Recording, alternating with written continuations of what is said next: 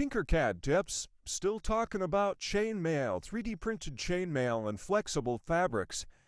In my prior tutorial, I had mentioned that my prior design was based on one I got from MakerWorld. This is the one that I found on MakerWorld, and when you download it, you get this section that looks like this. And I was able to take that, and using some wave duplication and careful placement, I could make bigger sheets of it. Now note that this is fairly small and fairly tight together, but like other designs, they're just interlocking elbows, and if we look around, none of those touch each other. Now note too, on this, there is no center post here, so you're sort of relying on your printer doing a good job of bridging across the top to make this top section.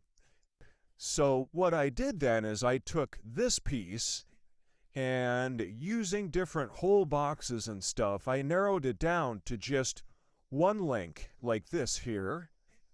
And I made a copy of that.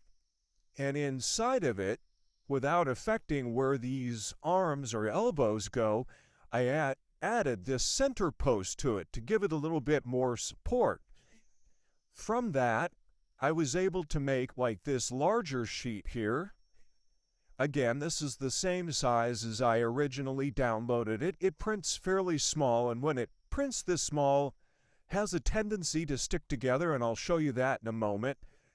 So what I did is I basically enlarged that single link, made it about 4 or 5 times larger, and made up this section, and I reprinted it again. And again, note on this one, I have that center support. So let's jump over and I will show you the printed results of these.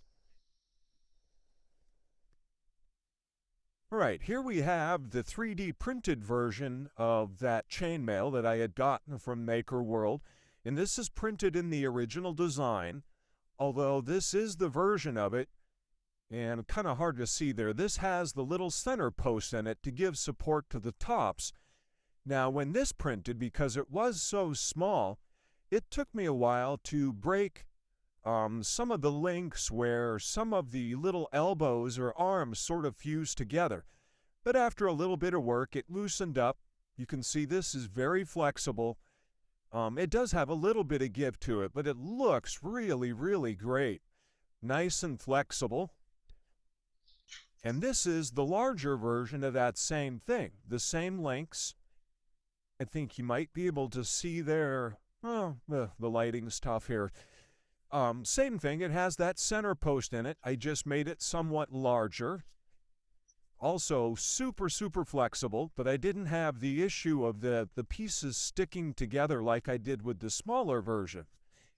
So this one too, also a really great design. I could see this, becoming various different shapes, sizing it the way you want, dependent upon the size of your print bed. As always, like, follow, and share. If you have comments or questions, you know where to drop those. I have one more video to do. I've got one more design to show you. And after that, we'll move on to a new topic.